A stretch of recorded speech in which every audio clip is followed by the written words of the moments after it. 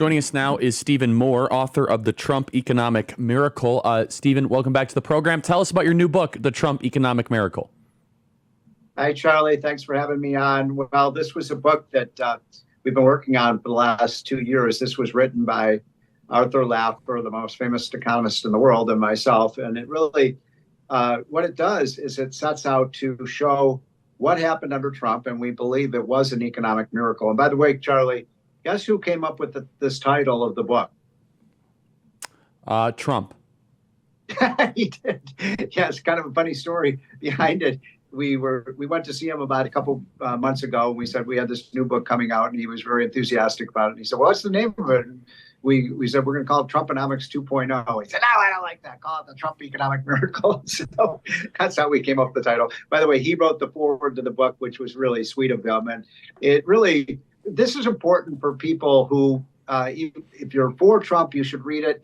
And if you know people who are not for Trump but are undecided, have them get this book, because what we do in the book, Charlie, is just lay out with the facts, the official government statistics, what happened to the economy when Trump was president, and it was an economic miracle. We had the best economy ever before COVID, and what has happened since Biden and Kamala Harris came in.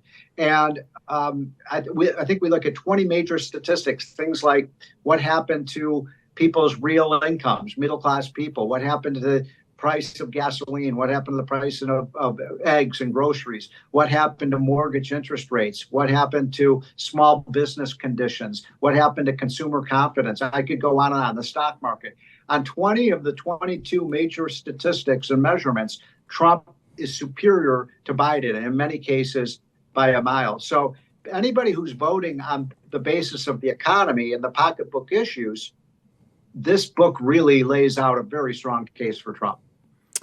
So Steve, I'm so glad that you're on today, because yesterday I was at the University of Montana, and sometimes we'll get economic students that will come up to the mic. I do an open mic type format, Steve, and they'll say, "Hey, but Charlie, the economy's actually really good. Stock market is record high right now under Biden, Harris.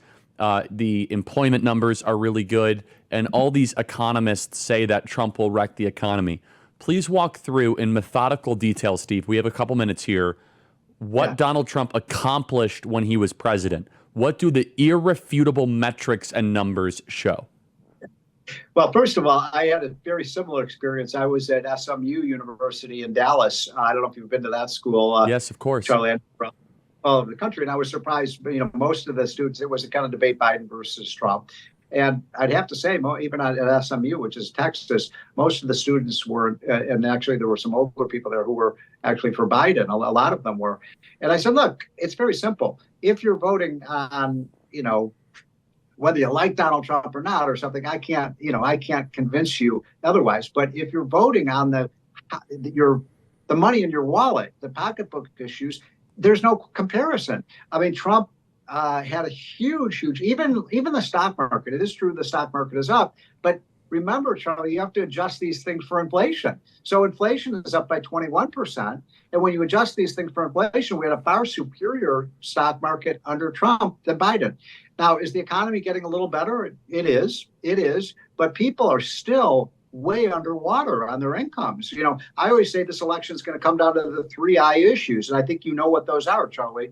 The 3 I's are immigration, which obviously they get an F grade on immigration, right?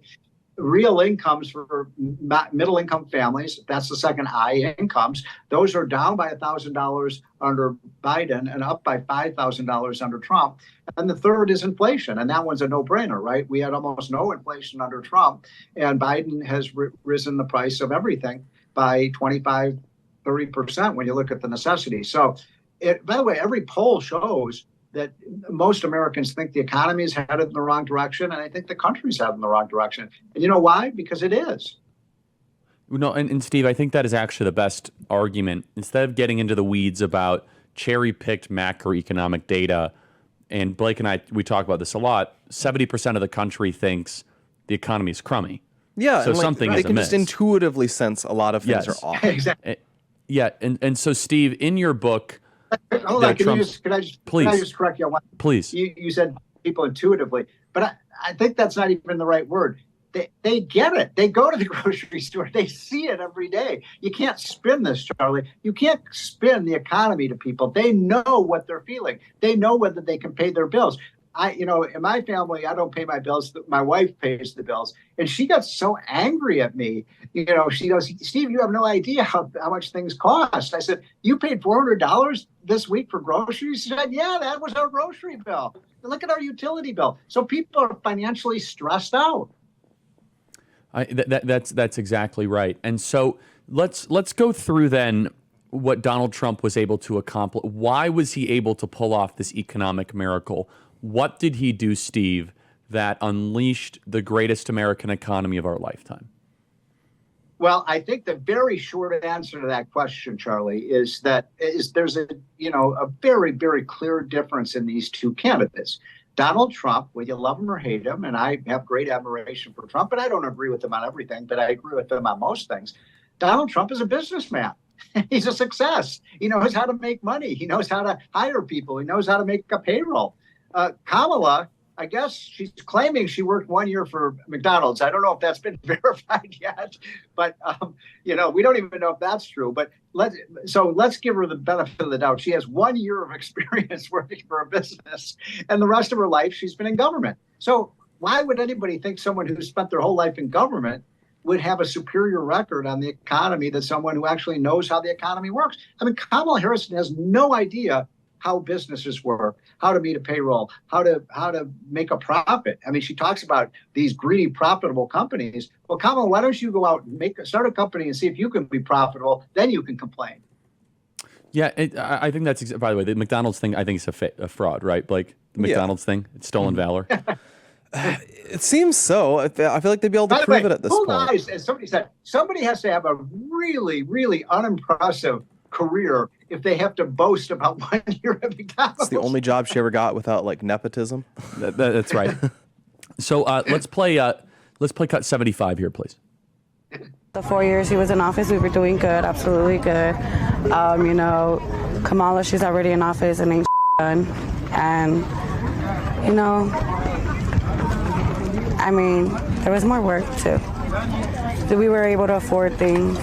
So that was it's a Latina voter, Steve, in Nevada.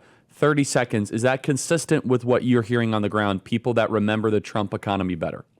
Yeah, it is. It pretty much is. And there's some people who don't want to remember. They don't want to believe, and look, we're a 50-50 nation right now in terms of, red state, blue state, and red state voters and blue state. But when most Americans, even the Biden voters will admit to me, I don't know if they ever do that with you, Charlie, they'll admit, okay, Trump was better on the economy, but maybe they don't like his position on abortion or they don't like this or that about him. But again, I think it's going to come down to those pockpocketbook issues, don't you, Charlie? And I think people are going to ask. We're going to talk about that after the break. And 4 more years of this. And there is a condescension that is built into part of the Democrats where they're like, oh, you guys have memory issues. It actually wasn't good when Trump was president. It's a big part of their... Yeah, just like their misinformation, misleading voters on the economy they live through. Chris Coons said that. Let's try to find that tape. Chris Coons basically was like, we have a memory issue problem in our country.